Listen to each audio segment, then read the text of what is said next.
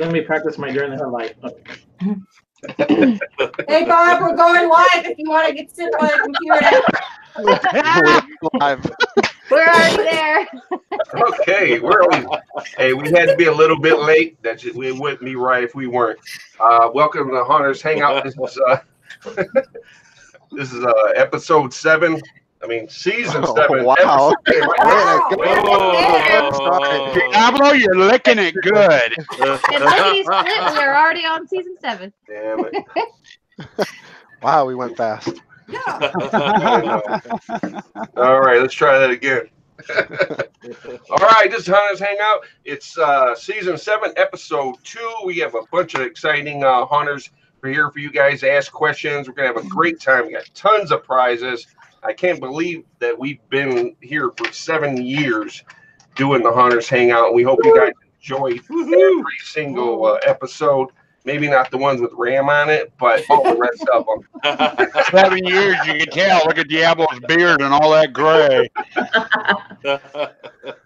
All right, so we're going to move on to Jamie Huggins, and she's going to go over the prizes that we're going to be able to win tonight from all of our sponsors. Woohoo! Okay. Ooh, yeah. And I managed to get the picture up in time. She did too. I'm almost professional. Okay, so tonight we have a bunch of awesome prizes. First one for the night, one lucky winner will receive this amazing mask from Face Factory FX. And then Fright Props is giving away a color piano light program.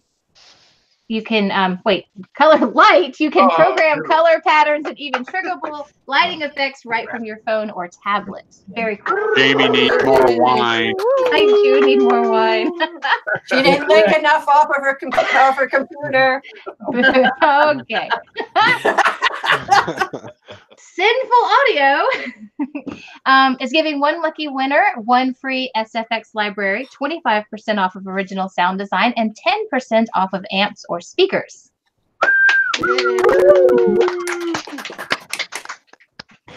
And Hornaments is giving away a reindeer ornament.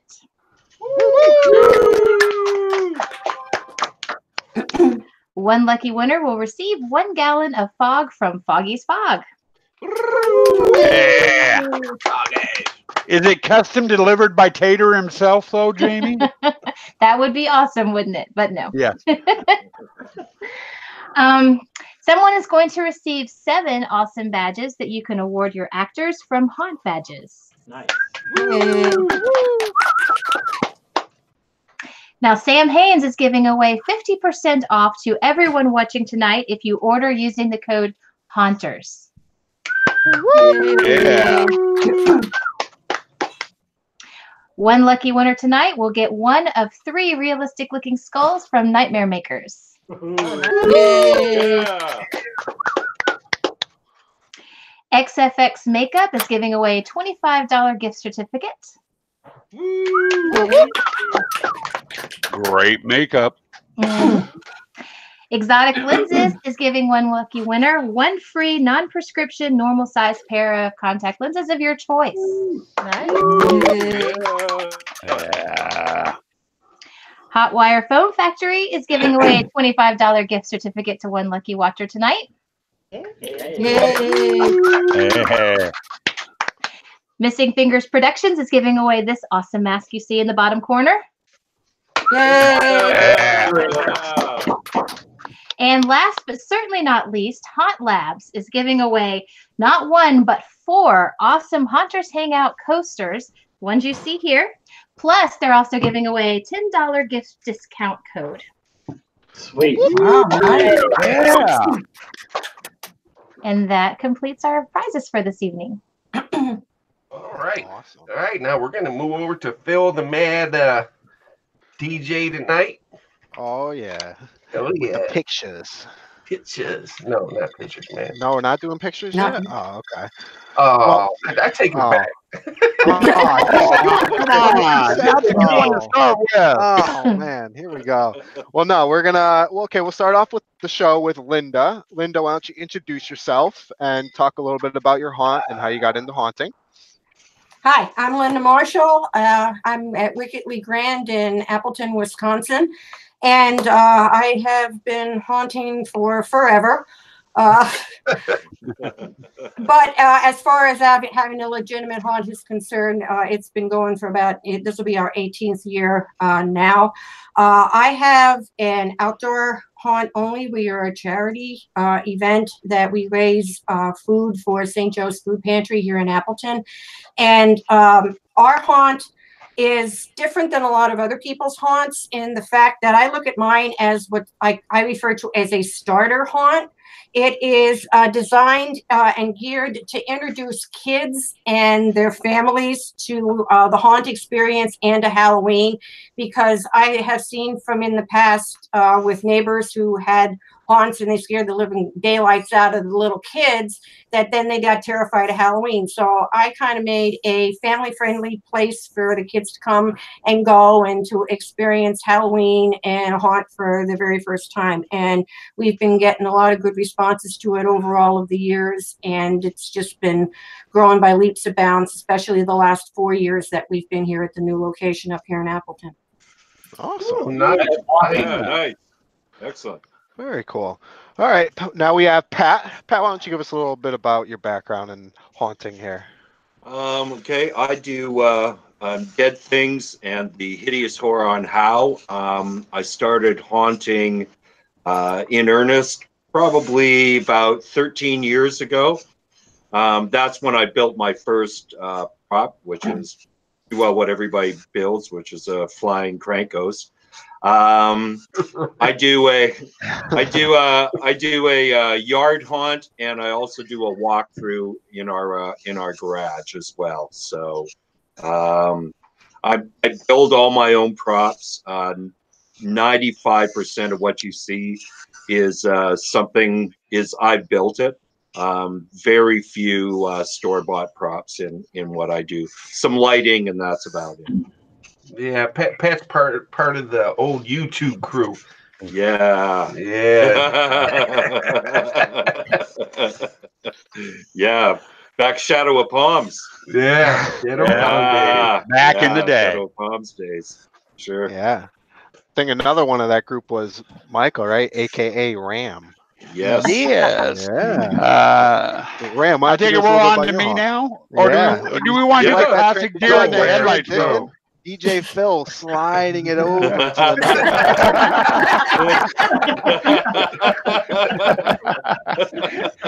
I do a haunt called the Haunted Tents up here in Washington State. I've been haunting for about 14 years now. Our haunt consists of usually 6 to 7 tents scattered throughout our driveway, gardens, and front yard. And originally we started out with 3 displays and roughly about 30 feet of maze. This last year, we had 12 different displays and over 300 feet of maze that people had to travel to go through. Wow. We are a very strict family-friendly haunt. Usually the first couple hours every night we're open. It's very much kid-friendly, so the little ones can have some fun. And then later in the night, usually around 8:30, 9 o'clock at night, we ramp it up for the teeny boppers. That's just not enough licking here. I need some more. There we go. Been at it for roughly about 14 years. Most of the stuff in our haunt is handmade by myself and with my wife's contribution. We do buy some store props, but it's usually to rework. We don't put them in as we bought them. We rework them in some way, one way or the other, usually. Awesome. Nice. Very cool. Very cool.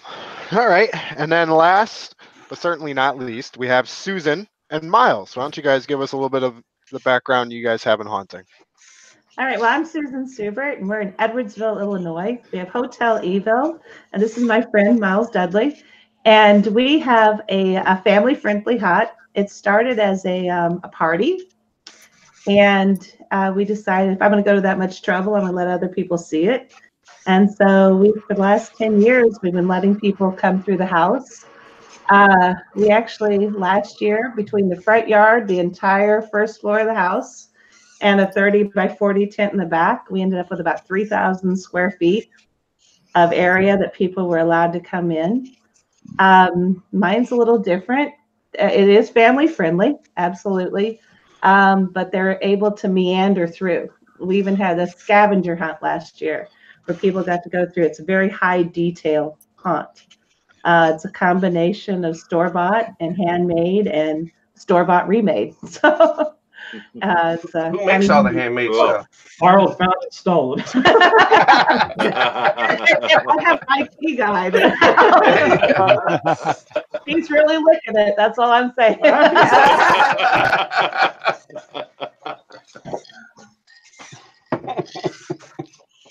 Did you say you had people walking through your house? Absolutely. Yes, and student takes a donation actually. So people come in, they take whatever people want to donate, and they pick a charity every year. That money goes to that charity. So it's kind of a cool thing. We had over 1,000 kids or 1,000 people in the house last year. Wow. Wow. I've got a question for you, and maybe off topic, and I apologize for it. But aren't you a little nervous having people go through your house? Having the inside of the house damaged or things stolen or something. Susan keeps people set throughout the home. Everybody kind of watches. Anything personal she has is pretty much removed. So, there's escorts in and out. You got so much time. Right. I have them in the downstairs. Our bedrooms and stuff are upstairs. And I have the Rotary helps us on the open house nights. So there is a person located in each room to kind of keep an eye out, but never had any issues. And like I said, they're going through, they're walking through. I mean, they just have a blast. It's for Halloween. A lot of people. So. Yeah, there's nobody like that around here. You're trusting, very trusting. And it's a lot like hers. It's a first time, so. A lot of people bring their first Halloween experience. My thought is let's give them a love for Halloween to start out with. Yeah, absolutely. That's great. Yeah, for sure. Just wait when you have like a 10-year-old walk through this year. 5-10 years down the line, they're bringing their kids through. It really makes you feel old after a while. Yeah, I know. It's like, oh God. We get a lot of teenagers that come through that have a blast. I mean. We have a few actors, but very few. It's mostly animatronic, very Disney-esque, and it's a lot of fun. Very cool. Awesome. Very cool. Cool. All right. Well, we'll start showing some pictures of all the work you guys do. So we'll go back to Linda. Linda, why don't you talk about what's going on in this photo here? That is the overview of what we had for this year. We have two themes. One theme is the haunted farm, which is what we did this year, and we do a cemetery, which is what this coming year is going to be. We had a third theme, but I got rid of it because it was just too much of a problem.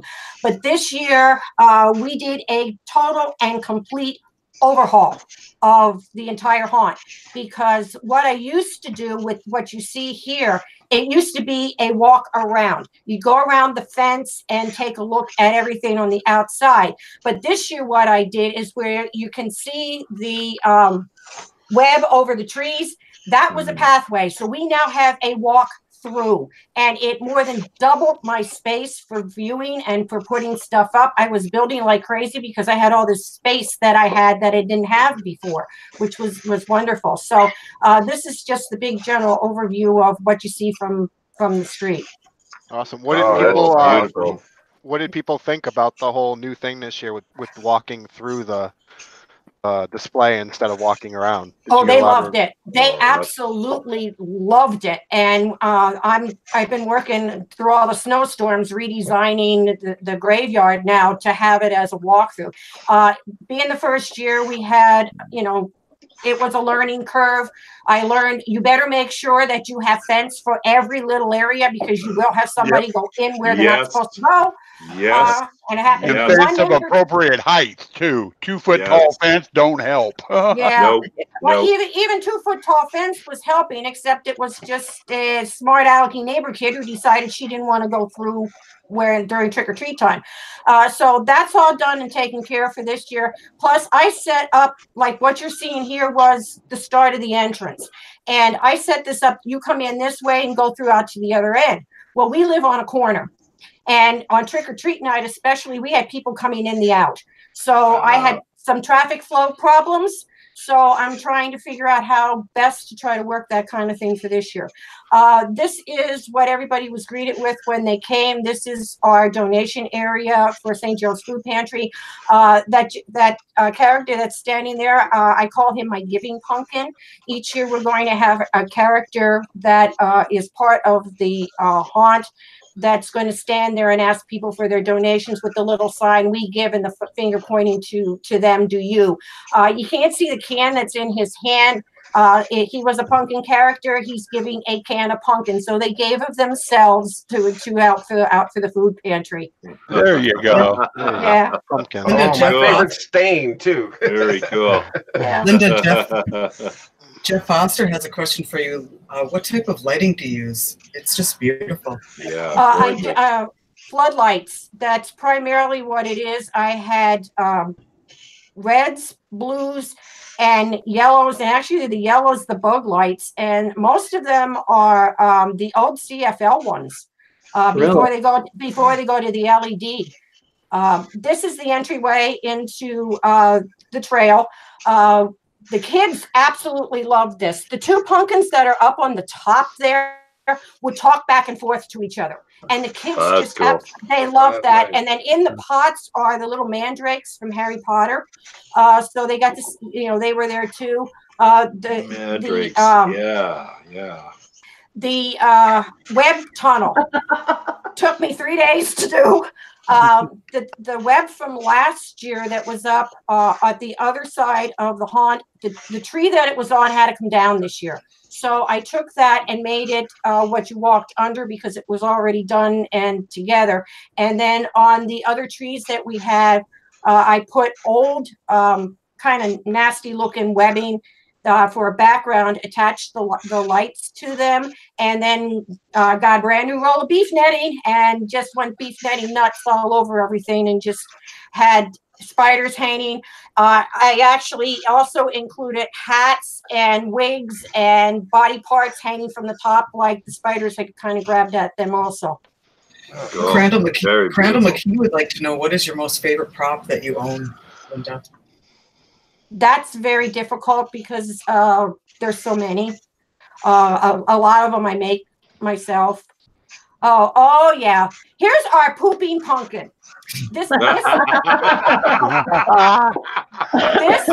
a huge hit with the dads and the middle schoolers.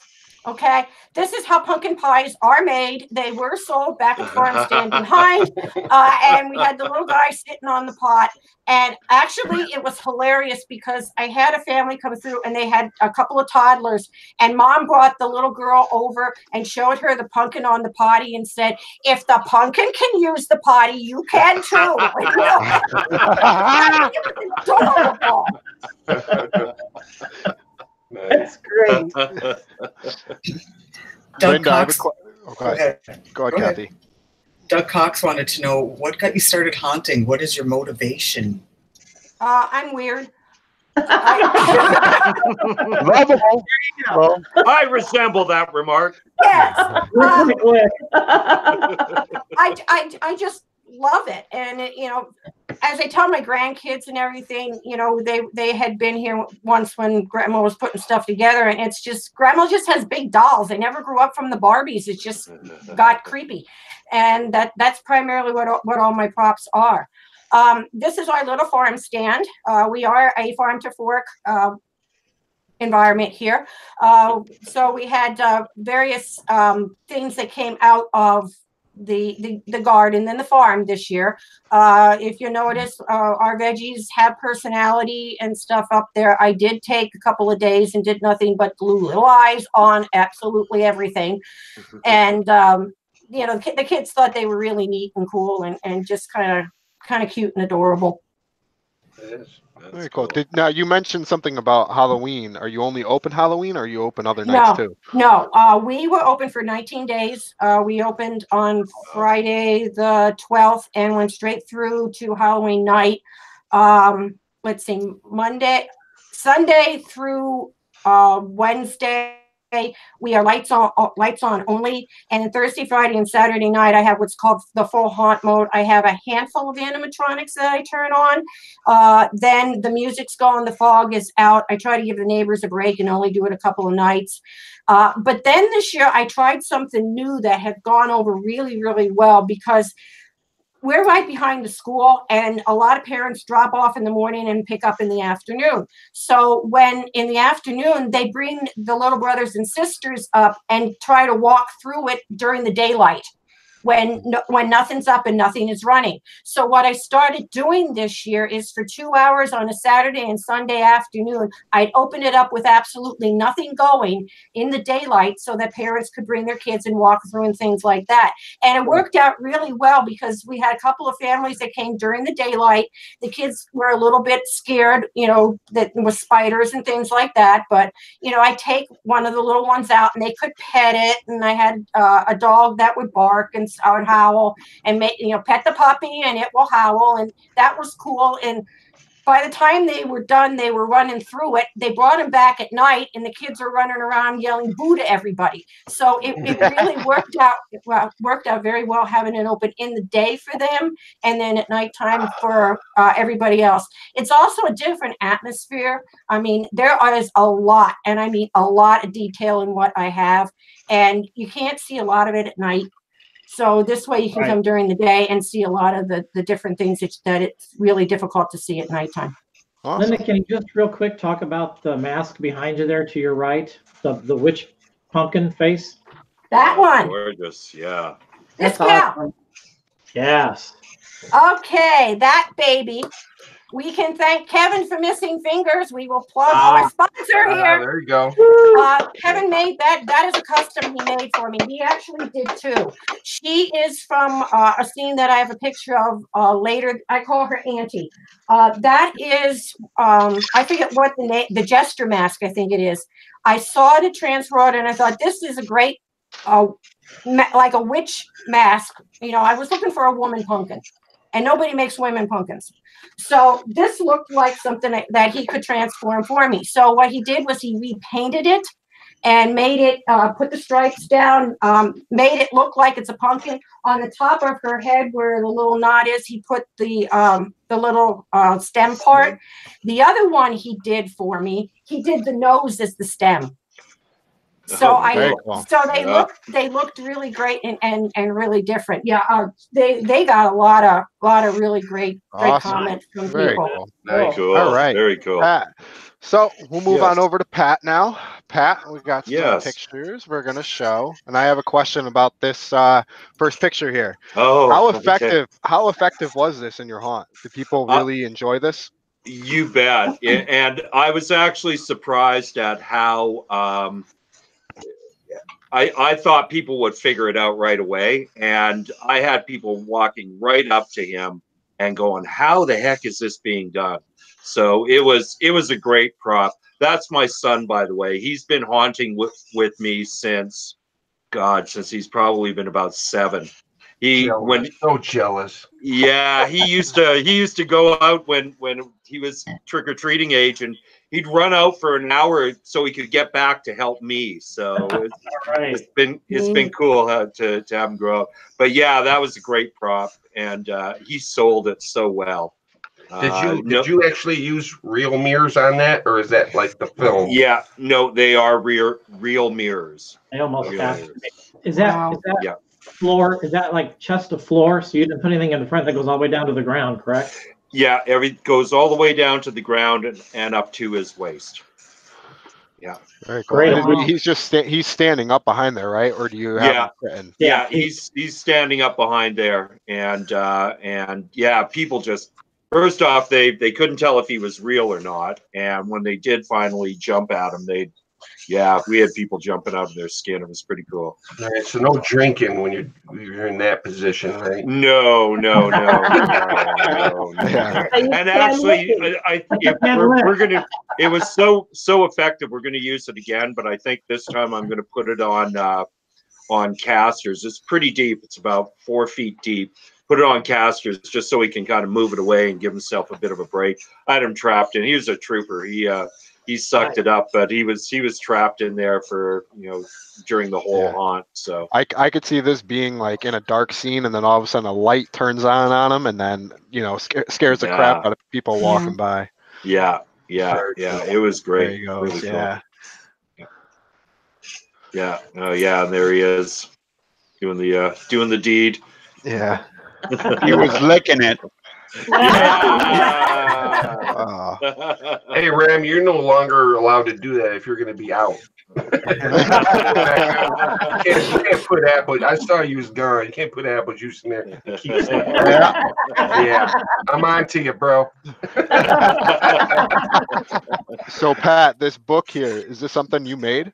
Yeah. It's a haunted Necronomicon, and basically what it does is when they walk into the haunt, it tells the story. It basically says that I have 3 witches out front, and the backstory is that this doctor lost his wife, died on Halloween, and he wanted to bring her back. He couldn't with his medicine, so he went to these 3 witches, and they refused. So he stole their spell book and tried to bring his wife back, and instead he just screwed it all up and turned everybody into the zombies, right? So in the graveyard. So this book, when they walk into the haunt, basically says, I'm the spell book that was stolen, and you're all gonna die. So does his mouth move?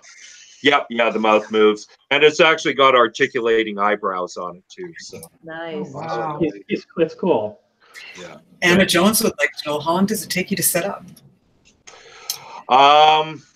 The yard, it takes me a good chunk of 3 days to set up. I set up on a Canada has its Thanksgiving at the beginning of October, usually the first full weekend in October. And so I set up for those 3 days in the yard. And then the moment the yard's done and proofed and ready to go, I start working in the garage. And that we're working right up until showtime on the 30th. Aaron Smith wants to know, do you work alone? Do you have help? Yeah, I'm pretty well by myself. I got a couple of I'm a musician. I got a couple of band buddies who take pity on me and will give me a full Saturday and a couple of evenings to help me in the garage, but I'm pretty well a one-man show. Yeah. And then on Halloween, of course, everybody wants to come out scare on Halloween. But, of course they do. Yeah, exactly. Yeah. Is this any drop panels in this hallway, or is it just? Yeah. So right as soon as they pass that spell book this year, and every year I do a different maze in the haunt. I try and change it up. So as soon as they pass that spell book, my wife is the one who lets them into the garage, and she was told, if you come to a dead end, yell trick or treat. And so they come to a dead end, and nobody yelled trick or treat. So basically, we had to wait, and then what'll happen is that 3 drop panels drop there.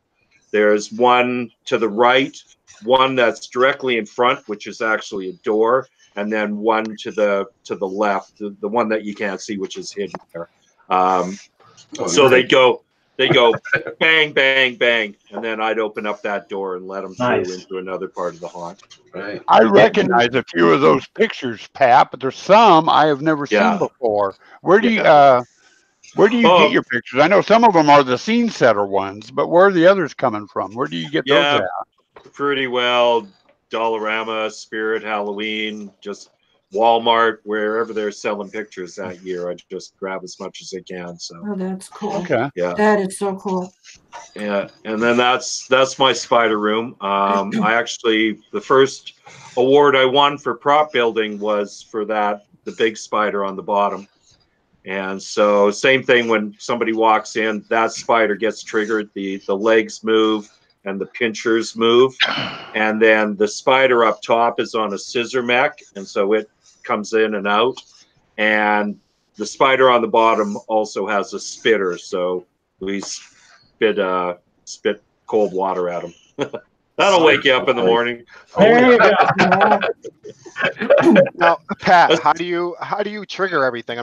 I guess I'm not asking motion sensors or PIR, but do you have prop controllers? Yeah, that one has a PIR. I use a number of prop controllers depending on what the application is. Most of the prop controllers I buy from fellow haunters who have developed them, like Scuba Spook and Hallstaff. I use those guys as prop controllers quite a bit. Wow, very cool. All right, we'll pass it on over to Ram. Hey. Ram. Okay. Let's talk about your haunt and some pictures. And so, what's going on in the this first photo here? This first photo shows our entrance and our exit, as well as part of our photo op. Usually to the left there, if you go off to the left side of the screen, that's our queue line. And it actually extends out for about 2 blocks. Usually on Halloween, it's totally full and about an hour wait to get in, usually Halloween night. And we found it worked best with laying out the haunt if we have both the entrance and the exit right next to each other. We found if we had them spread out, on different sides of the haunt, kind of like what Linda was saying she had problems with her haunt. We had people trying to go in the exit instead of going in the entrance and stuff. So we put them together so we can monitor them. But during the headlights moment, I just lost my thought. What just happened? I have a question for you. Ran out of stuff to say. I have a question from Christy Farrell. But anyway, that's a little bit closer look at our lineup, or our photo lineup that we have. A lot of people like to pause there and take pictures with the skeletons in the truck or along the fence. This year we ended up having 6 different projections going throughout the haunt. Each one was a little bit different themed. The one out here by the exit was a more musical style haunt, or not haunt, but musical type of presentation. And the little ones just loved it. They loved dancing to the witch singing in that one.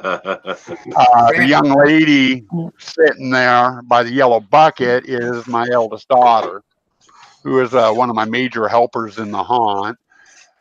During setup, she does a lot of hauling for me, does garbage sweeps, raking, weeding, what have you. And then when we're open, she's the mistress of the candy bucket. She hands out all the candy to all the little ones.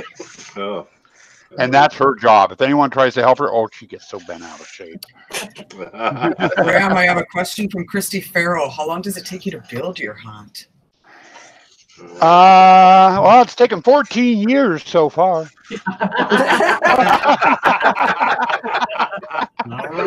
And over 400 videos. Yeah. Hey, Sue, there you go. Jerry Bard would like to know, do you set it up yourself? No, it's a family affair. Originally, when we started out 14 years ago, this is going to be our 15th year. It started out with as a Halloween party for my daughters when they were in high school. And when they decided not to do the backyard parties anymore, they wanted me to set it up out in the front yard so they could scare trick-or-treaters. And I kind of got hooked with Halloween at that point. My wife wanted nothing to do with it. My daughters wanted nothing to do with it. So it was a one-man show. Yeah, I hear that. And then my wife slowly started getting into it. She didn't like this one here is our mechanical spider. It takes her 3 days to cobweb our spider display. Wow. She didn't like how I did cobwebbing. So she came out, started out with doing just cobwebbing. And as years have gone on, I'll go in, I'll get the wall panel set up, I'll get the props set up, get the wiring, the air hoses and all that done. And then I step back, she comes in and does all the detail work. And if it wasn't for her, we'd have a very bare haunt. She spends probably about 4 or 5 hours a day, and like this year, it took us 37 days to set up our haunt. Wow. And she was spending 4 to 5 hours a day out there going through display by display doing detail work.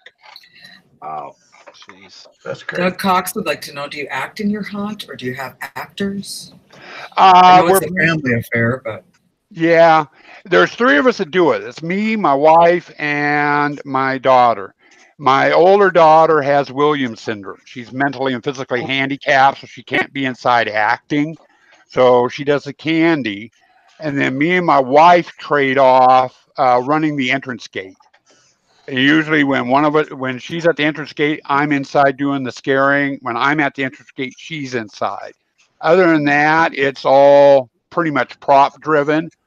And every display that has something moving in it, whether it's motor driven, pneumatic driven, battery driven, spring driven, what have you in it. And then usually whoever's inside roams and does the scares. So Ram, go ahead, Pat. Ram, with the numbers that you're doing, do you send them through as a group, or is it just kind of a conga line going through? It's done by a group. We did conga line. My wife made the mistake of doing a conga line one year. We had a Cub Scout troop come through, and there was like 58 people in it. I've always told her no more than 5 at a time. And the first time she did the gate, I hadn't told her that. This Cub Scout troop went through. By the time the last person in the line was going through, the first person was coming out the exit. And it just created a mess. So we do, and we fib the rules. We tell them 5 people to a group, but if they have a little one that's being carried, that doesn't count. It's only the walking that we count. We get a lot of people that come through during kiddie hour that bring infants and stuff. The parents are freaking out on the displays. The kids, the little ones, are having the ball, laughing and everything with it. Just love it. Yeah. Jeff Foster has a question. With using the tents, what kind of laws and codes do you have to follow? Well, I know up here in Washington State, it depends a lot on what county you're in. Each county is a little different. I know in our county and one other one where I've done business in, if the tent is over a certain square footage, you have to have a permit from the city. And for my area, it's got to be 20 foot wide by 30 foot long to require a permit. Our largest tent is 20 foot by 20 foot. Now, the way they have the law written, it's written in the plural mode. In other words, one tent can't be more than 20 foot by 20 foot in size. Okay. We have 7 tents. We use one 20 foot by 20 foot tent, which usually houses our blacklight display. And then the rest of the tents are all 10 by 10. I can connect them all up to that 20 by 20. They can't do a thing to me because the law specifically states, anything over a 20 by 20 tent. It's written in the plural, not as a group. Nice. So I can fly through it. What you gonna do if they change that? Until next year. Then all I have to do is leave a 2-inch gap between the tents. Wow. As long as they're not touching, they can't do anything about it. Don't push it. Yeah. All right. Very good. Well, Susan, we'll show some pictures of yours now, and then we'll come back to you, Ram. Aww. Sorry. All right, Susan, why don't you describe what's going on in this picture? Okay, this is just a little bit of the front yard as they're walking up. Of course, we have just our hearse that we have just about every year in a different thing. We have a different theme every year. So it's just trying to, when you get inside the house, it's different. But the front yard is always typically a cemetery and different things. If you'll see here, I tried a projection inside the haunt or inside the hearse. So it looked like this is a one from, I can't even remember who it's from, but it's where he was waking up out of the ground So the skeleton's looking like he's waking up and telling everybody to shut up as he's walking in. It was kind of a cool thing as they're walking up the sidewalk. Nice. You do that, or do Miles do that? That would be me. We heard Miles did everything, so we just want to clarify that. Not everything. Not everything. That was actually a short throw projector. So this was the year we did the I like Alice this in room. Wonderland. Cool. Yeah, Mad Hatter scene. Sinister Alice in Wonderland. So you'll see when my Queen of Hearts was saying chop off her head, my Mad Hatter had actually lost his head, and he was moaning, and then the rabbit was going up and down, and the Alice was kind of coming out of the looking glass, and the White Queen and the Cheshire Cat, and everything was just kind of off center in that room. Question, did the pendulum move in the clock at all? No. Back and forth at all? Next year, if you teach me how to do it, it'll happen next year. You hear that, Miles? You hear that? Get on that. Next year, Miles. Next year. That's really neat. Corey Singer has a question for you. With the changing themes every year, do you keep something the same? I mean, besides the outdoors, I mean, you don't keep that Egyptian look? No, the Egyptian look was just this past year. But some of the rooms changed. Some of the rooms are different. This was about 2 years ago. But what I try to do is completely change the look of the inside of the house. So I changed the way that's actually a 6-foot doorway that turned into it looked like a castle room. Susan's very good too at repurposing things, redressing them, and changing their looks to make them look different. Like the lady in the corner who's there, the Dracula, the female vampire. She was actually my Queen of Hearts during the Alice in Wonderland year. So I actually just repurpose my props each year by changing their costume or changing their look, and just try to get a different feel every year. And people will come in and try to find the same prop every year, their favorite prop. It's really kind of cute. Courtney Clapper would like to know what's your favorite theme you've ever done. Oh, goodness. The Egyptian theme this year was really fun. Wizard of Oz one year. This was my Haunted Woods, part of my Haunted Woods display. This is one of my favorite displays, was the swamp. I had it, it was very beautiful, but it was very creepy. You'll see the eyeball in the flowers, and I had a lot of witches. I had a lot of things flying through the air.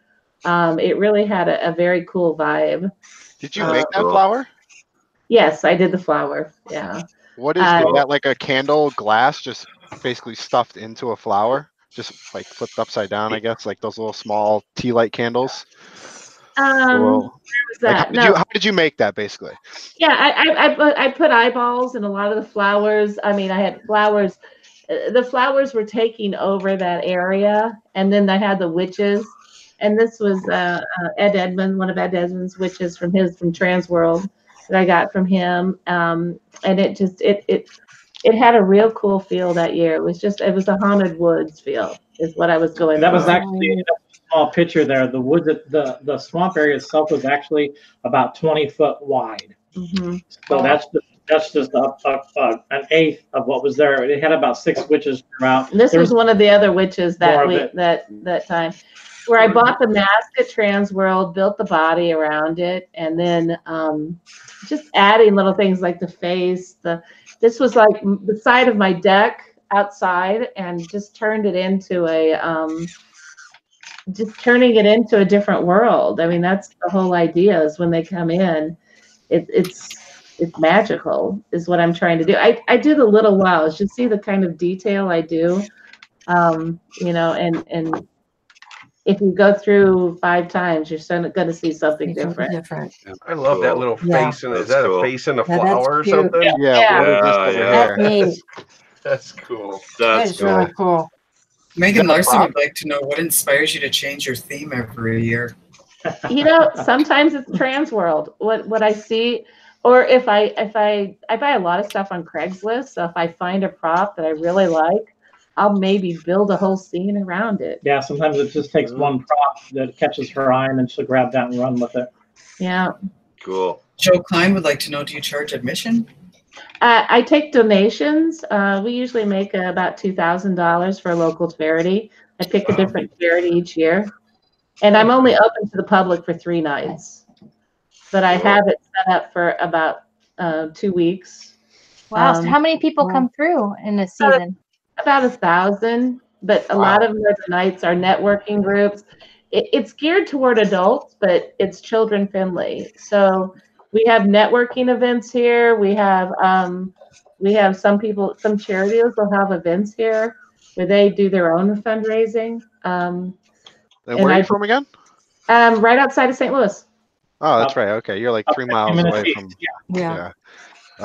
Yeah, right next to Trans World. Are you jealous? Yeah, now you're bragging. So what will happen to your Egyptian theme now? I don't know. That's a good question. I haven't decided yet. It's still I gotta see the repurpose on that. Yeah. Sequel, yeah. Jerry Barb would like to know, how long does it take you to set up? 2 months. 2 months. Wow. And That's how long you take, a lot of the Yeah. props in advance. Yeah. Because it's 3,000 square feet and it's very high detail. And the crew, it takes a pretty good crew too. We put up a 30 by 40 tent in the back. And you have actors? Very few. It's mostly animatronics and just going through. We have a couple actors, but mostly it's the characters are themselves. I have a lot of animatronics that are programmed, specifically to the haunt, and I let them perform. Nice. Cool. Very cool. Very cool. Well, thank you, Susan, and we'll bring it back over to the top. So, Linda, we'll go back to some of your photos here. Okay. And I see we have Welcome Great Pumpkin. Yes, we did. Yay. Of course, we had to have Linus and Sally waiting there. Now they're a little zombied up, and they're sitting there with their axes and the like to make pie of the great pumpkin. But we worked really hard this year because I wanted the great pumpkin rising out of the pumpkin patch, and it happened. Thank you, honey. I was able to get a gammy animatronic that they had at Fleet Farm. It's the white gal from one of the horror movies, and she just rises straight up. All I did to her was put a costume on her and a more of a cartoony pumpkin mask. And then my husband Bob was able to get the button, the try me button, out to the fence line, and he put it on a piece of wood so that when the kids came through, you could push the button and make the great pumpkin rise. But in addition to that, when you walked up on this, Ken from Sinful Audio got a hold of the Peanuts people, got me checked with the copyright, and made a screen box of Linus giving his speech. So when you walked up onto it, Linus started talking to you about whether or not this pumpkin patch was worthy or not of the great pumpkin rising. And if you pushed the button, the great pumpkin actually rose then out of the pumpkin patch. The little kids really love that. Nice. I have a question from Megan Larson. What was your inspiration for the name Wickedly Grand? I love Wicked. The book, the movie, the book, the show, the whole 9 yards. I love it. And I live actually in Grand Chute. So I just put the two together. And it sounded classy. This is our cornfield. We had a couple of corn guys. And of course, we had the Scarecrow who was taking a little break at the time with his wife standing behind with the sickle, not too happy that he's taking a break. Did you make those corn heads? No, I have had those for a real long time. I think close to 10 years. If I remember right, I got them from Halloween Asylum way back. I think they were made back in the day by Ghoulish Productions. Yeah, they're still made. I think you can still get them. when I bought them, they were filled with foam and they had the PVC pipe sticking out of them. So then all we did was just put more PVC pipe all the way down to the ground. That's actual corn stalks that we wrapped around them and just let them stand there to, hold up the hammock for it. Sorry about that. I hit the wrong button and closed the window. And Matthew Miller would like to know, how do you weatherproof your props? I don't. We had some weather in October. That's for sure. Yeah. If I buy any kind of animatronics, I know within a year they're going to kick out. So it's going to be something that I can repurpose for a static prop. If they last 3-4 years as the animatronic, that's great. That's wonderful. That's fantastic. Now, to make sure that the Great Pumpkin Rose every night it got a huge garbage bag over the top. Otherwise, it's PVC pipe. It's animatronics that don't work anymore, and it's just giant dolls that I just redress on and off and the like. So things getting wet, and snowed on and whatever, actually adds to the ambiance and helps distress things quite a bit. These were two of my brand new things that I made this year. The pumpkin on the ground is this. I collect witches and stuff. This is a pumpkin witch that I had gotten years and years ago from Department 56. So I wanted to make her. She's sitting behind me back here. What we did with her was really easy and simple. We went and bought one of the big pumpkins from Home Depot. I had this wonderful witch named Willow. That's her head. I wasn't going to be using witches anymore, but I loved her face. So I was going to keep her. So my hubby cut the top off the pumpkin, back her up. I'm not done. Oh, sorry. Good for you. I'm in trouble. Oh, yes, boy. you are. You're fired, Phil. Jeez. He takes a licking and keeps on ticking. So we attached her. We attached her head. Screwed her head in, and then those stick in the pumpkin arms and feet, and she's got her broom there. The one on the other side is my pumpkin fairy. She is actually one of the gals that I had in the cemetery last year. She has a pumpkin mask on her. I put the wings on her, and then she's got her little wand, which my granddaughter really made sure Grandma made sure it was a fairy, because I put a wizard's wand on it and was really told that's not a fairy, that's a witch. So we had to get the star one, so it made all kid approval. So we had her, and then that's just one of the big, that animatronic. I think I got that from Spirit like 5-6 years ago, and amazingly, the damn thing still works. So so he was there in that area, and then this is the inside. This is the trail part. You can go now, Phil. Sorry, Linda. Yeah. Okay, we have to talk about the pumpkin guy. I'm in love. Yeah. I like the what's in the background too. I like those guys. That's pretty cool. That's I call him Ham Hock. I got him from Evil J at Transworld last year, and he's not too happy with the farmer, and he's spewing him through his eyes. When I have a big actual vegetable garden and stuff in the backyard. So when I planted the garden last year, I planted a lot of the vegetables and stuff in large pots and whiskey barrels, because I was going to make them part of the haunt. Those are my actual tomato plants. Right. They're very useful tomato plants. They were, and as they rotted out while they're out there, in addition to the little tomatoes that I purchased from like Hobby Lobby and stuff, and stuck little eyes on that are hanging in there. You had them falling apart where my creeped out hey is sitting there in the pot. Those are artichoke hearts. They're little artichokes that I got at Hobby Lobby too, and stuck hearts in them. We had real Cabbage Patch Kids growing in this pot here. And things like that. Like Susan, I had detail everywhere. I mean, I had eyes on everything. Flowers had faces in them, all kinds of stuff like that too. Benjamin Ghani would like to know what's your inspiration. My weird imagination. I can come up with some really weird, strange things. I don't know what's going on with that. I just get going and it goes, okay, that's going to look neat. That's going to look cool. I like to find, I get masks from everywhere and anybody. I just think, whatever looks neat and cool, I get. This is my family that we had this year. We had a little interspecies dating going on where we had the pumpkin guy married the bird woman. I made her completely from one of the things I had last year. There was one of the gals from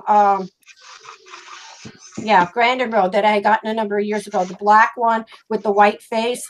What I did with her was put a black mask on, one of those black, just plain facial masks.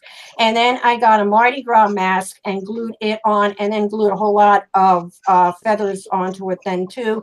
And then to make her body look like she was a bird, I was able to find on eBay a cape that was feathers and a little skirt that was feathers. And then to make her arms, I just bought 2 black boas and wrapped them around her arms so it looked like that she had wings.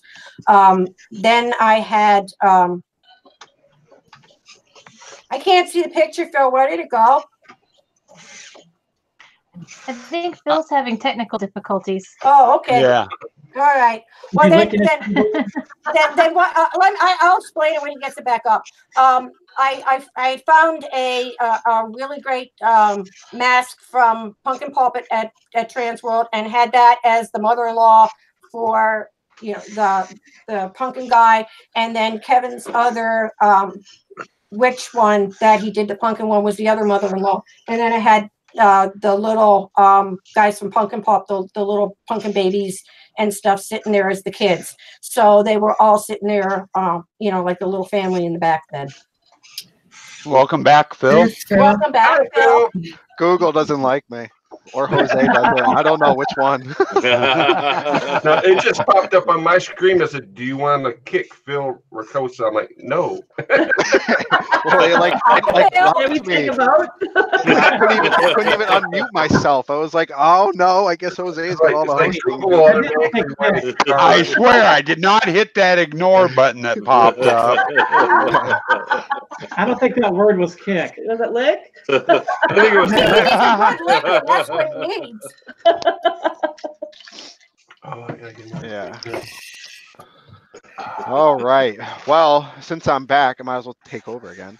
But no, so we'll bring it over to Pat. So hopefully this works, right? Yep. Okay.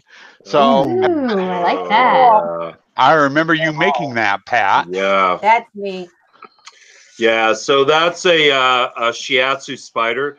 That's the first prop that I ever won an award for through the Canadian Haunters Association, best prop, 2013, I want to say. So it's a shiatsu motor underneath that, with basically little fender washers that I drilled holes into, and then attached them to the shiatsu part, and ran fishing wire to the legs. So when it activates, all those legs kind of move in a different fashion, and then the jaws, the pinchers, pinchers open and close, and then it's got a spitter in there as well. So that was new for this year's spitter. Nice. That thing's cool. Yeah. That is really neat. Yeah. Jennifer Smith would like to know, what's the web in the back of it? What's that made out of? It's made out of shipping boxes. No, it's insulation. Yeah. Pay no attention to the man behind the curtain. Yeah, exactly. No, it's insulation. A buddy of mine comes across the weirdest shit, and he holds on to it. This was like, God, I think this was like a 50-foot roll of white insulation 4 feet wide. So I took what I needed and tore it up and stapled it to the wall. So Joe Klein would like to know, who taught you how to build animatronics? I'm self-taught. I am a haunt. I am the epitome of a hacker. I have no skills, no training, no engineering. Don't believe that. Doesn't look like it. I basically, I found when I got into haunting, my yard looked like pretty well everybody else who gets into haunting, looked like a Walmart threw up on it. And I figured there had to be something else, you know, there had to be somebody who was making props out there. And the first thing I found was the monster page of Halloween Links. And once I found that, my entire world opened up. And yeah, exactly. Christopher Presley would like to know, what's the first animation prop you built? Flying crank ghost. Ah. Yeah. Pat? Yes. You might want to watch the kitty behind you. He's eyeing your moving heads. Oh, yes. Yeah, I know. Yes, I know. This is Luna. Like everything, I always buck the trend, right? Instead of having a black cat, I have a white cat. So, so that's basically a cabinet in my garage, and I attached a pneumatic cylinder to it. So basic. And what we had when you came through, you saw this, and it began to activate. Well, the person who was activating was actually in a drop panel directly behind you. So they were watching. The person comes around, activates that. Everybody stops and goes, "Oh my God, that's crazy!" And then this drop panel would drop behind him, and he'd give them a squirt of pneumatic air in the back of their head. So we had people actually prop, in other words. Distraction prop. We had people actually hitting the ground there, like on their hands and knees. So so this is the front. This is when you pull up to my yard. This is what you see.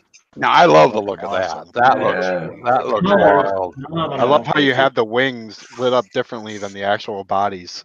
Yeah, that's really cool. Yeah, wow. Thank you. So yeah, so this is the first scene. There's 3 witches there, and there's you can't really see it, but there's a stand that is right in front, and it has a little momentary switch, and it says "Do not push." And right over here, people, right there. See it? Okay. Yeah, right there.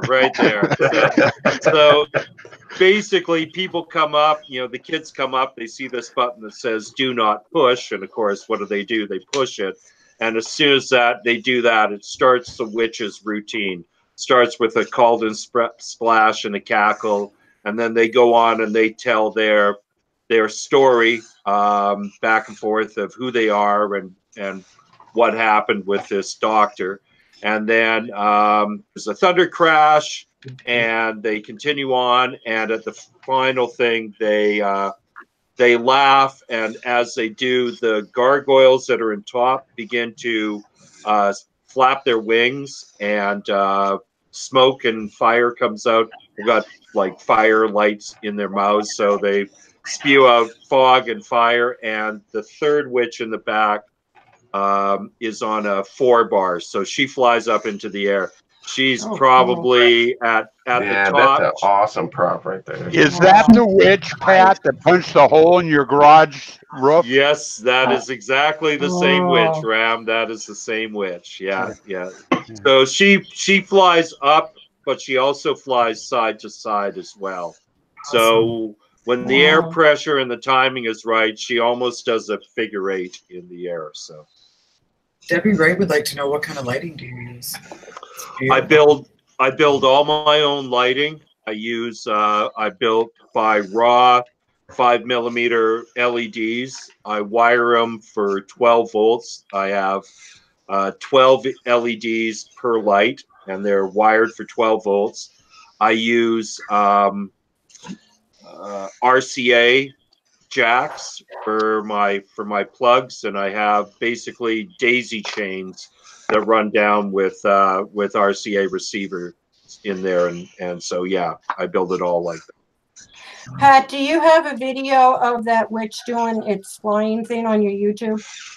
I do. There's video of the test, and so that's actually one of the first things that you see when you go to my YouTube channel is the flying witch test.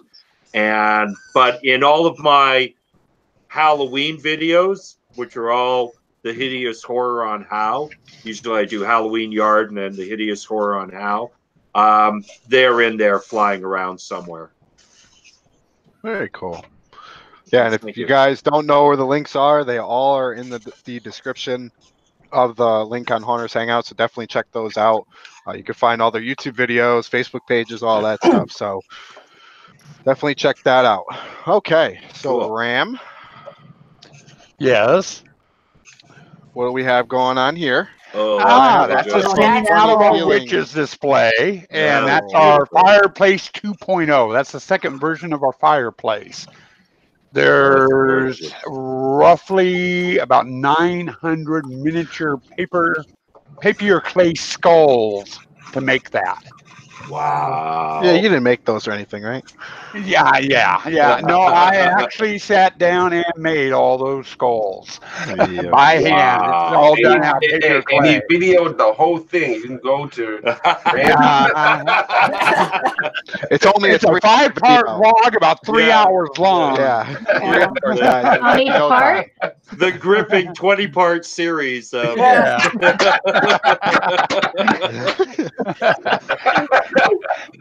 have to start adding an intermission in the middle.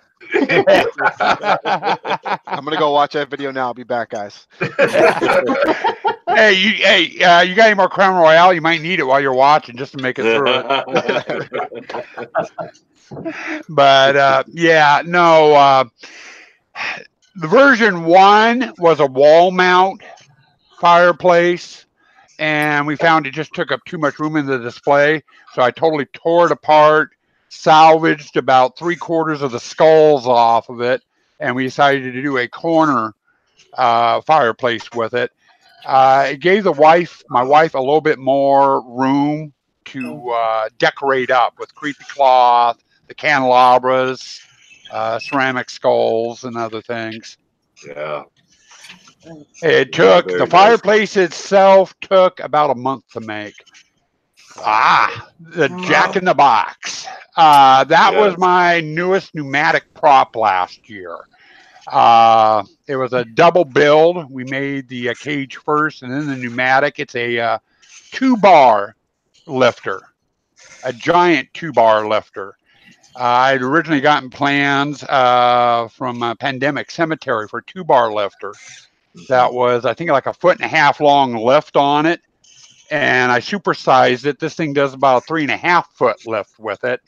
The head of that clown actually goes up to about 7 foot tall when he's fully extended up. And he got some good scares this year when he went off.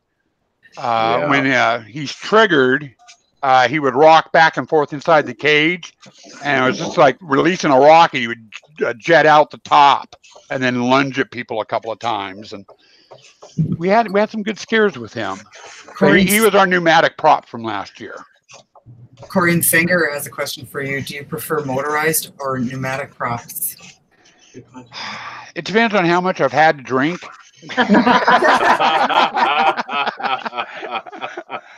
If I'm drinking a lot, I stick to motorized. If I'm more sober, I'll do the pneumatic. It doesn't feel too good when one of those pneumatics hits you in the gut because you're bent over the top of it. And I've had that happen, believe me. There's lots of talk about that wheel behind you, too. Oh, the ship's wheel. Yeah, I built that back in 2013. And the outriggers, the railings that go off the side of it, I picked up some redwood railing down at Home Depot to make those.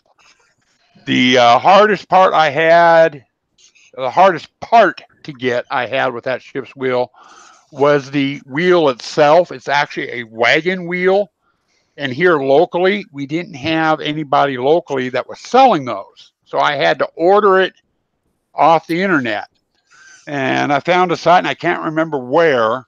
They had the wagon wheel. It was a wagon wheel, and it sold for like $35. I thought, hey, great deal. I'm going to buy it.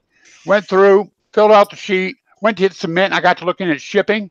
They wanted $52 to ship the damn thing. Oh, geez. It ended up running me $80 for that damn wheel.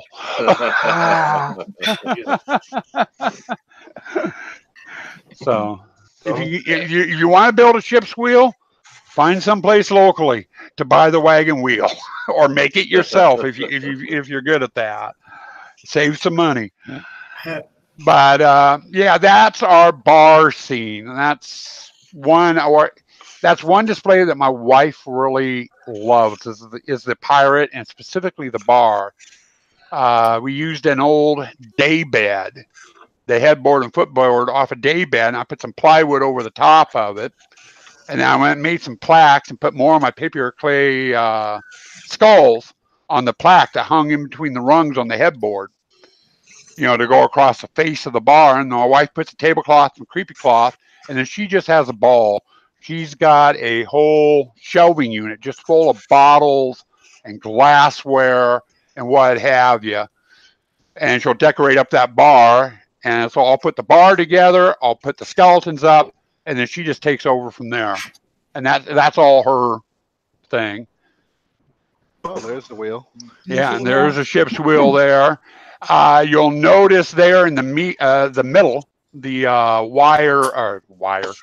wood box in the middle there, the swords in that are real swords. I collect swords. I've got over 30 swords, and a few of them make it out into the display.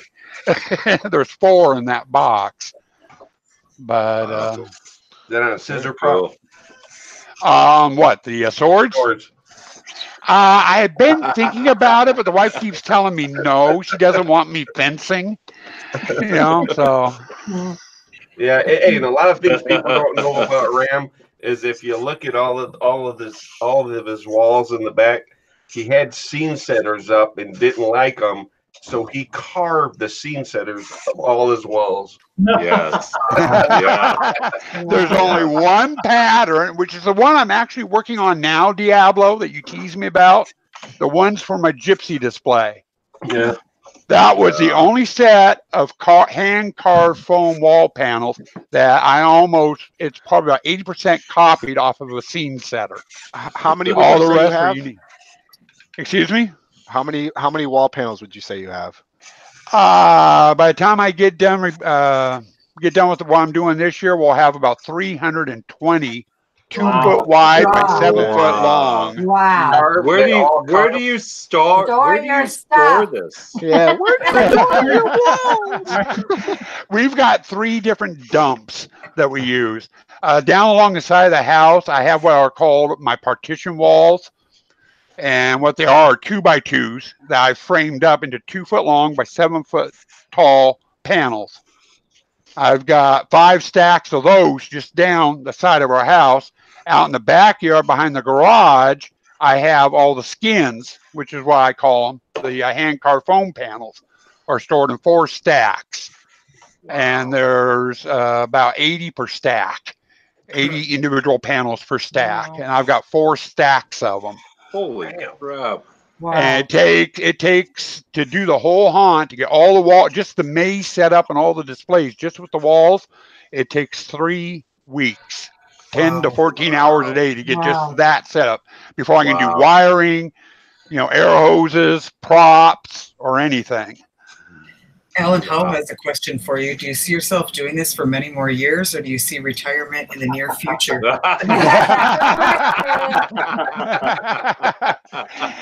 I keep hoping someone will pull a Diablo on me and just come in and buy the whole thing out every year. No, I'll keep going on the haunt. I'll keep going on the haunt as long as I'm able. Awesome. I think we just enjoy it too much. this time of the year when we're, looking at our bucket list, things we need to do for the haunt. It's like, God, why the hell am I doing this? This is such a waste of time. It's such a waste of money, and then you go in to start setting up and it's like, God damn it. Why am I wasting all my time? I could be off doing other things. You open up that door, that first little one comes through, gives you a hug to say thank you for doing this. Yeah.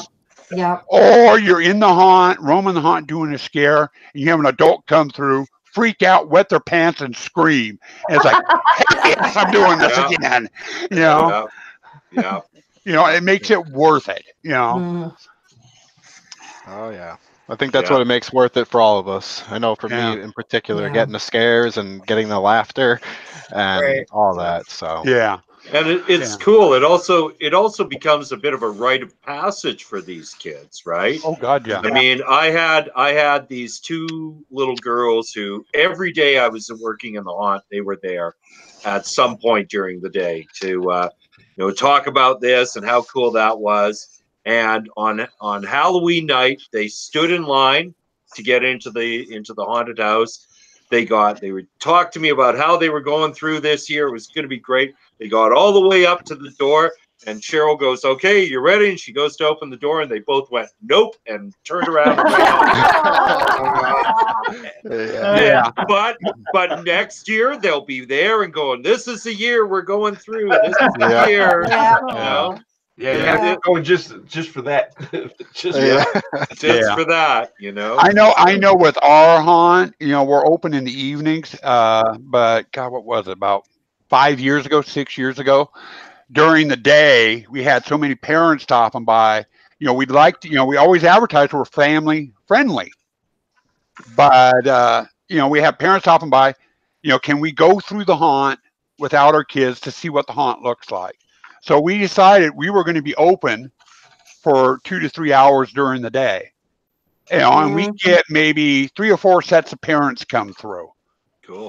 At the beginning of it all, just to check the haunt out, make sure, there was no nudity, nothing racist or anti-religious or anything. This last year, we were averaging about 100 people a day.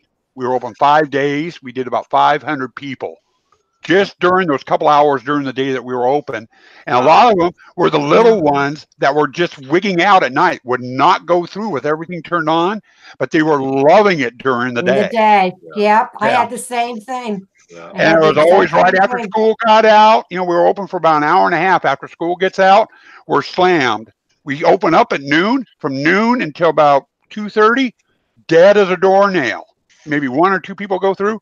From about 2 till about 3:30, 4 o'clock, we're slammed. Then we close down for 2 hours and turn around, turn everything on, and open back up again. Now, I don't know whose picture that is, but I love that skull candelabra, Phil. I think Susan can help us with that. Susan, where? Actually, this is part of my haunted woods, and that skull candelabra was built by my IT guy, Miles. Now, Susan, you have been pumping, dropping Miles' name a lot as your IT guy. I have heard rumors that he does a haunt too. Shouldn't you be giving his haunt a shout out as well so people know? Possibly down the road. I do Hessian Manor, and I do mostly a yard display. Don't let anybody walk through into my house or anything like that. But I do a lot of animatronics in the yard and things. Do you have any videos up on a YouTube channel we can find? I don't, but I'm working on it. Coming shortly. I actually have a web page that I'm going to promote shortly. Please do. I would like to see it. It is kick-ass. It's very, he's only open one night, and it's amazing. One night. But this is part of my haunted woods here under the tent a couple of years ago. Again, we had the witches, just tried to get the feel of that you were in a woods where it was magical. And again, that's a 20+ foot run there. You can't see the whole thing, and it kind of wraps around you a little bit as you walk out to the back tent. Yeah. Wow. Our tent's wonderful for haunting. Yeah. This is in the house every year. One of the things I like to do is I go to auctions and Craigslist, and I found this room divider. And I don't know if you can see, but I used the book prop where it comes out and in, and I inserted it in that. So the books are coming in and out. The crow is moving his head, and it's kind of a Harry Potter Raven scene a little bit. But Love it. It's as you're going through the house.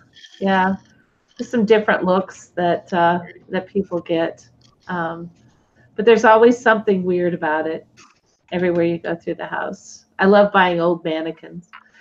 This guy's actually behind us. Back here.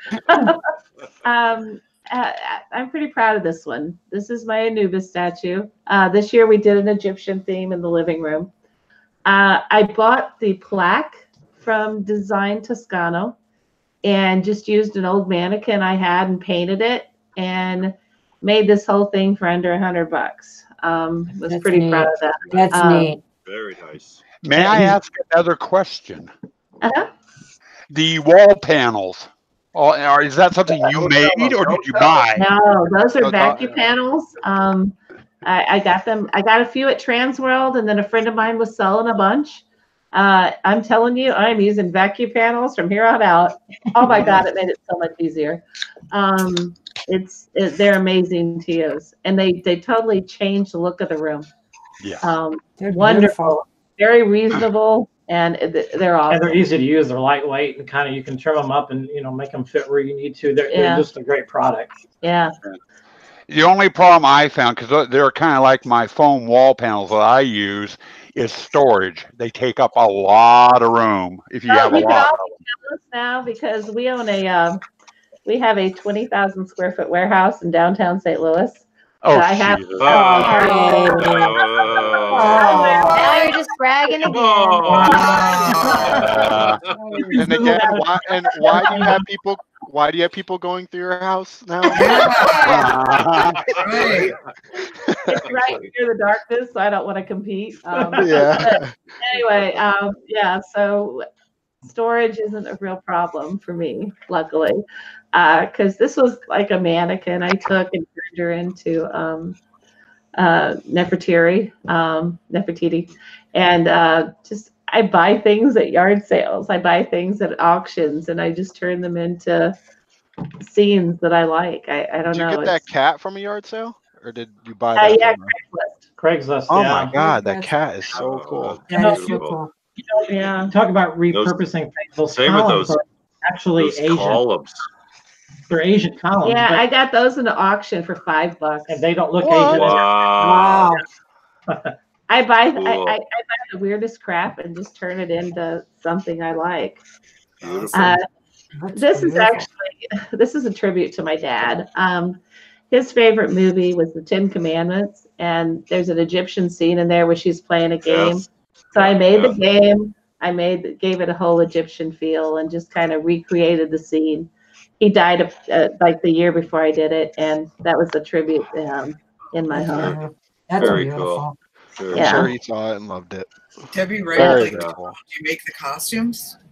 I buy the costumes off season, and like her costume cost me like $10 or something. It's crazy. Susan also has a really good friend that owned a costume shop for a while. She's a really good seamstress, and we've pulled her in on a lot of projects. So Yeah. Yeah. Luckily, I know a lot of really good people in the industry. Yeah. That's really cool. This is a table I've used I bought it again. I bought a set of 3 tables for $10 at an auction, and I repainted it. And each year I put something different inside it. And I had an extra mummy that I wasn't using, and I'm like, okay, I'm just going to throw it in this table. And it turned out to be one of the biggest hits of the year this year. Oh, yeah.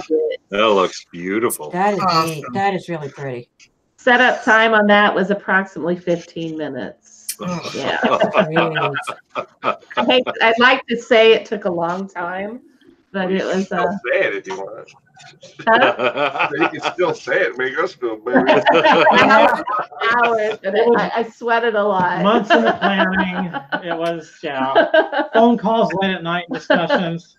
But people just went crazy over it. I mean, it's a glass tabletop that comes off, so I can put whatever I want in it every year and just make it something different to whatever theme I'm doing. So it's a real, I love props that I can repurpose for the different themes. That's cool. That's so cool. Awesome. All right. Yep. We're going to move on to Linda for a speed round. Speed So, round. Speed Yep. Speed all rounds. right. Speed Give round. me a second That's to the catch first up. one. I love it. Oh, give me a Oh, you went right through the good one. That's Oh Oh. no! Oh Oh. no! Oh no! I'm teasing. Oh, I'm teasing so bad. That's a little fast for the speed round. Yeah. All right. So we'll get through Okay. these last couple photos here. So Linda, what's Okay. going on here?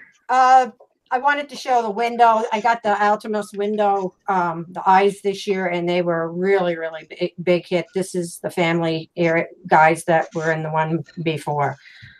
Next one. Hold on. I wanted to see what's in baby heads in the sunflowers. Oh yeah. Man. Yes. Baby heads. I went to St. Vincent de Paul and bought a whole mess of little doll heads and didn't tell them at the register that I brought them home and decapitated them and cut the faces off. So, I want to go back. That's not sadistic at all. Completely normal. Not at all. Completely normal. I like the little touch of adding the arms to this tree here. Yeah, that's really and the cool. face. That's Oh cool. yeah, I didn't even realize the face. Yeah, there's a face on either side. This came from Design Toscana. Also, I get a number of things from them. That was a snake that I think I got at a Target this year. Brought it home, stuck some eyes in it, put a little stain on it, and it looked a little creepier than what it had been. Just that plain white. So that tree. That tree was a real big hit. Yeah, that's cool. Beautiful. Honey. Rabbit. Rabbit, sorry. Rabbit, yeah, rabbit. Rabbit, Yeah. Rabbit. Rabbits and parrots, so they were all out there. As I said, I think that was my thyme plant, and then it was growing a leg there.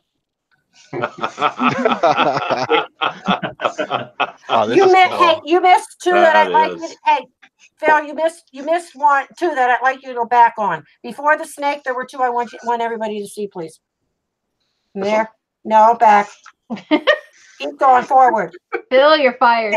It was 13 when I sent them to you. The Sentinels and the Headless Battle. Those two guys. Okay, I don't know. They might be at the end. We'll have to Okay. keep going. Okay, then go to the next one. Okay, there Okay. was Rabbit. Next. Okay. Okay. You should have support me. We don't care about these. I was a teacher for 35 years. And, you got to put you guys in line. I know. This is the remnants of the tree that came down. And when it came down, Bob said, "You want to keep the stump? Do something with it." I said, "Okay." So this is what I call the Pumpkin King. I kind of wanted to do something pumpkin roddy type of thing, but make him kind of look like the Winter King from Game of Thrones. So his hands are out like he's trying to raise the pumpkins out of the pumpkin patch. That is nothing but PVC pipe and a whole lot of greenery from Hobby Lobby. I like that mask on the right Oh, there. yeah. The face is coming through Yeah, the pumpkin. That's I cool. picked the three best that's ones that went together for that. Julian Griffin wants to know how long did the pumpkin tree take? The one that we just saw? Yes, yeah. About 1 day. Oh, wow. Oh, wow. Problem is I kept having to take it down for the wind. Right. Yeah. This was the bench. This went over really, really well. I put eyes on all the little apples that are hanging on the tree, so all the kids thought it was the tree from the Wizard of Oz. Which was really kind of cute.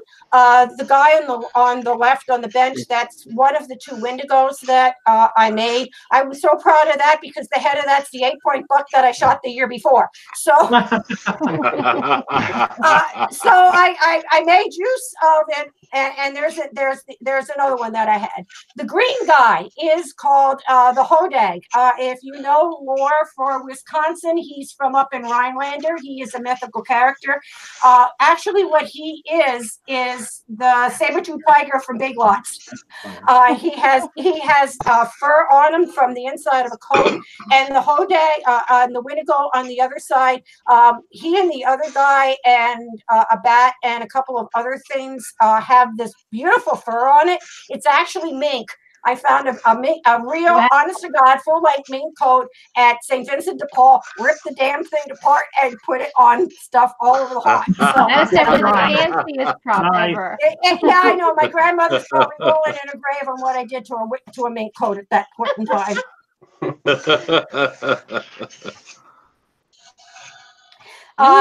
Great color. That's my attempt at doing a pumpkin rot type of thing. That is one of the creeping up the walls guys that Pumpkin Pop makes. And I made it for the head. The tongue's supposed to sway, but I had enough trouble just getting it to stay up there. So I was able to get some vines and things like that and made the arms. And it's just on a piece of PVC pipe. And to kind of fill it out a little more, I put some creepy cloth on it to kind of give them a little more girth to it. Oh, Nate Dingman. Sweet. Ooh, Nate! that looks like Nate. I know, I did it on purpose. I went to Vinnie's and they had this great pair of hillbilly pants, and it was like, okay, Nate's going to be out in there in the haunt. So I can hear Nate laughing right now. There he is, and he's sitting there with his shine, with his buddy who's next to him. He's who's literally puking his guts out. I made pumpkin guts that's coming out of this guy's mouth, and it's all strewn around him with empty shine bottles and empty wine bottles, and across sitting from him, when you see the video on YouTube, there's this laughing guy. He's sitting there looking at the guy puking his guts out, and is just laughing like hell at him. That's Nate. That's Nate. That's Nate. Great. Well, I can tell that you were a teacher because you just killed that lecture right there. You just threw it. And she stayed still while she was at it too. I know, she killed it. She killed it, Linda. Linda, you killed that. Hey, if she was close enough, she would have swapped you with the stick. I would have. That I love that graveyard. That's neat. Yeah, thank you. So that's the flying witch there. You can kind of see the 4-bar mechanism. All of my gravestones are front lit with a blue LED, back lit with a green LED, and then all of the zombies and ghouls that are in front of the tombstones are lit with yellow LEDs. So I try and have a theme. It remarkably doesn't look that busy in real life, so it's pretty cool. So that's the mausoleum I built this year. That's a new addition. That's awesome. That's neat. That is awesome. The cross on top is great weathered. Yeah, that's one of the obelisks. I love the little ghoul who's kind of wrapping around and kind of leering at the people across the yard. So that's on that obelisk, is it like 2-inch foam that you just made a box out of, or is it a solid foam piece that you carved into it? No, it's basically a foam box, basically. So yeah. How do you light all the tombstones without people seeing them? So it's basically the LEDs. I have a tutorial on how I build them on my YouTube channel. Yeah, so they're very small. They're only about 3 inches long and about 2 inches in diameter. Yeah, you can see them right there, right in the middle. Those are the lights there. Okay. Yeah. And then the garbage bag is a sandbag to make sure the witch doesn't come crashing apart. So that's that's actually the first animatronic witch that I ever made with a 3-axis skull. So yeah, that's Agatha. Speaking of your animatronic, oh sorry, Phil. Oh, go ahead, Ram. I was going to say, speaking of your animatronic witches, how do you protect them against that white stuff that you seem to get every year while they're out? So, yeah. So one of the things that I have to face up here in Canada is two things. The cold usually hovers around freezing at Halloween. So all of the witches, any of the animatronics, the servos are protected by either the mask or a plastic bag attached to the mask. Yeah, you can see the LEDs in the it's flapping its wings at that point. So yeah, I think that is cool as hell. I love how it looks in the video. Yeah. Thank you. Yeah. That was quite a build. Building 2 gargoyles. That was an adventure for sure. I actually thought it was never going to end at one point, but it did. So,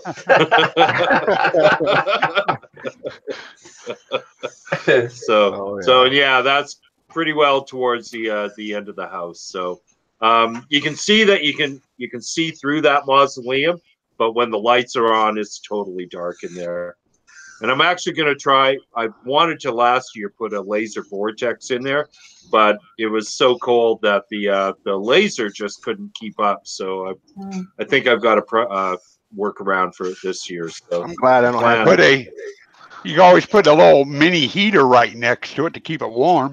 Well, actually, I found these little 5-volt heaters, and so this year I'm going to wrap it in these heaters, and hopefully that'll do it. So, very cool. Hey Phil, go back to that one witch. We didn't get a good look at that. You're gonna do that to me now? Oh yeah, man! Come on, Phil. Pressure's on now. Pressure's on. Here we go. Okay, here we go. I'm gonna put this up, and then we'll find it after there. An hour or two later. Okay. Yeah, because we did.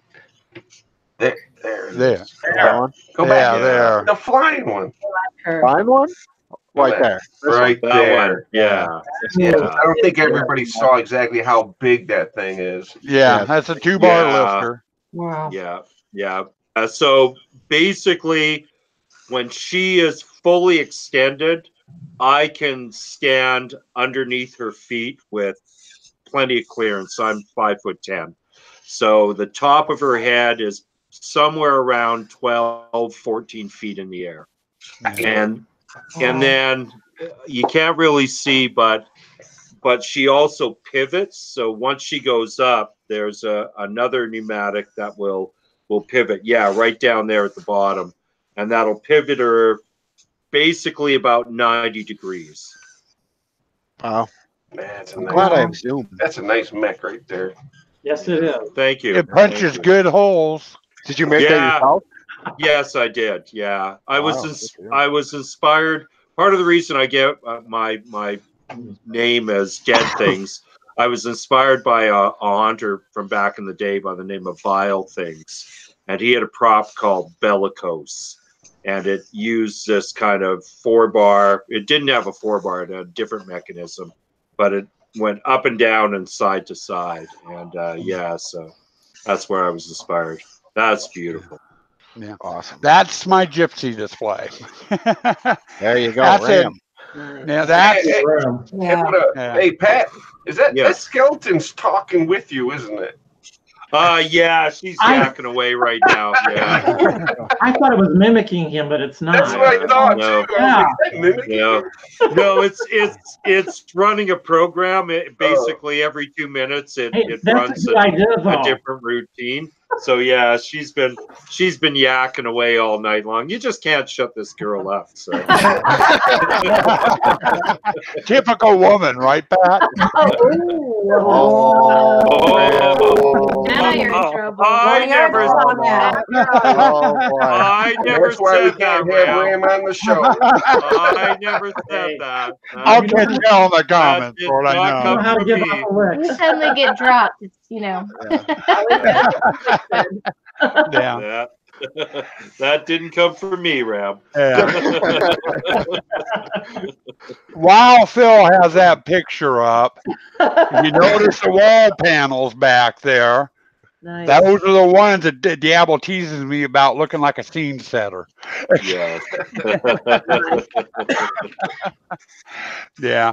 No, that's our gypsy display. It has about 5 different moving things inside of it, anywhere from some couple of spirit props to some motorized props to what have you inside of it. Cool. Yeah, and then the little table there, the Ouija board on there. The table itself is a prop for that Ouija board. There's a motor hidden inside of it that will make the cursor. And that's not the proper word for the piece on the Ouija board. Flashette. Yeah, flashette. Flashette. It will make the flashette move back and forth on it. That's another one that my wife takes a lot of time doing a lot of detail work on it. A lot of the detail work you really can't see with the pictures. A lot of our displays. It's one of those things where pictures don't do them justice. You need to see them in person to catch all the fine details. Yeah. What do you run across the top of the ceiling there? That is actually a form of landscaping material, that white netting that they'll put down to help retain soil while the grass seed is growing. Yeah. And stuff. I found a place, God, 5-6 years ago, and I bought 500 feet of it for like $20 Wow. and stuff. I still got half a roll up in my attic, and every time a piece gets ripped or torn, I can just go back that roll, cut off a new section, and put it up. This here is our chain hallway. It's probably about 12 foot long, and there's 36 different chains that you have to kind of push your way through to get through the hallway. This year, we added a miniature display to it for the first time, and people were getting a kick out of it. The big white thing there is a bride. The wedding dress belonged to my wife's mother. It was her wedding dress originally. That's pretty cool. And then I have the husband in the stocks. So kind of a play on the ball and chain type thing, shotgun wedding. Ram, is your lighting LED or is it? It's all LED. I converted over to 12-volt LED back in 2012. That's and I hand make all my lights. Yeah. And I do pedal a few of them too. Do you? Yeah. They're all 12 volt. You and Pat, then I'm going to be hitting you up. Spots, floods, and what I call puck lights. They're good for like inside ceramic things. This here was another new prop for us this last season. I call it a video pumping station. That is actually one of our 6 projectors playing Eerie Eyes in the pipe, and the eye will move around and look at you. Nice. We have fog coming out of the white warning signs, and then the little blue pipe underneath the screen is a fountain that actually shoots water out and runs water. Cool. Cool. That's cool. That's neat. Yeah. And then this is our mirror display, and we're hoping to redo that this year. We want to retire that mirror. The ghost in it has one eye that's burned out, and he's supposed to do kind of like this type of movement when he's talking. He hasn't done that for about 3 years now. The gears are but he still comes on, does the thing, and people like him. But we're thinking about replacing him. And one thing on that picture, on this picture it's up, if you notice to the left of the mirror, that's my wife. Okay. That's my wife. Sweet. So she's actually in the haunt. That's how she was dressed one year at West Coast Haunters Convention for one of her costumes. So she actually made it into the haunt this year. Very cool. Nice. Very cool. All right. Let's see. Let's go over to Susan to finish up the night. Let me just find where we left off. Oh, Now, pressure's Phil, on. Pressure's on. Ah. yeah. Now, Phil, before you go on, I need to correct you on something here that you said. Yeah. Night doesn't end until I'm dry. Diablo, you're not hitting that button. You're staying on. We're going late tonight. Everybody, lick it up. Yeah. Baby, lick it up, huh? You better start moving. Look it up. Yeah. I've already been through like 3 of them. I have. I Oh, love go ahead, Susan. So what's going on in this? Is this a mannequin this that you is just did at makeup? my house. I have mannequins that are just different characters. Wow. This is my Black Widow. She's got weapons hidden all over. She's got a gun on her necklace. She's got a hat pin that's a thing, and it's just as you're walking into the house down the stairs, she's just kind of looking up at you. It's just kind of to show you that there's a lot of different characters that you're not going to see anywhere else. So Wow, that's pretty cool. and then we have the pirate scenes. Oh, this is cool. Yeah, my little Johnny Depp. This is in my garage last year. Jack was very realistic looking. That was a regular mannequin, and she painted his face. Yeah, I made him into a Johnny Depp. This year we're going to do a ton more pirates. That's the theme under the tent this year coming up. Looking forward to doing a lot more with that and bringing a lot of animatronics into that. Really a Pirates of the Caribbean thing. What do you do when you mess up on one of those mannequins? Do you just basically repaint it and then start from scratch? You know, I use eyeliner so that I can just wash it off. Oh, good. Nice idea. Yeah. More pirates. It was a fun room. Again, I do a lot of fake walls. Like that's a styrofoam wall, so I could cut holes into it and have things from behind. In other rooms, I have styrofoam walls where I have TVs with a two-sided mirror in front of them where ghosts appear. I have a lot of projections in my haunt that I use projection in a lot of different ways. This one had some octopus coming out and the piranhas that moved and different things in this one. All right, rapid fire. Come on, Phil.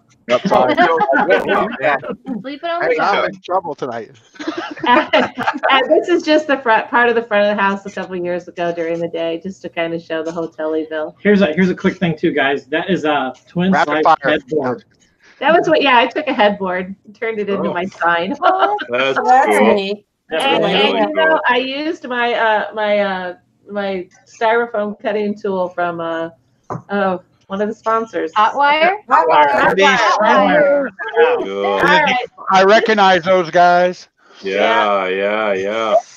This is our prize here. This is our 4.5 man singing group that I bought a used set of skulls, and Miles, my IT guy, totally reprogrammed. Spent my whole summer. Rob Robertson helped us, and Steve Coachy has helped us with a lot of the animatronics. And they sing 26 songs. Wow. I have tables out under the tent so people can sit and have a glass of wine while they're listening to the entertainment. They talk to each other, they laugh, they tell jokes, and they sing songs that are just amazing. They're great. That's so cool. Cool. That's That is cool. really cool. This is another room where I had I have a TV in that wall behind it and a fake, of course, window there. And I had the little music box turn on, and it was just doing a little singing. And then all of a sudden, the skeleton started dancing behind it. And then I had a couple of bodies on a rotating thing, so they were dancing too. So the whole room was just, all the characters just started dancing while they went through it. It had a really cool effect.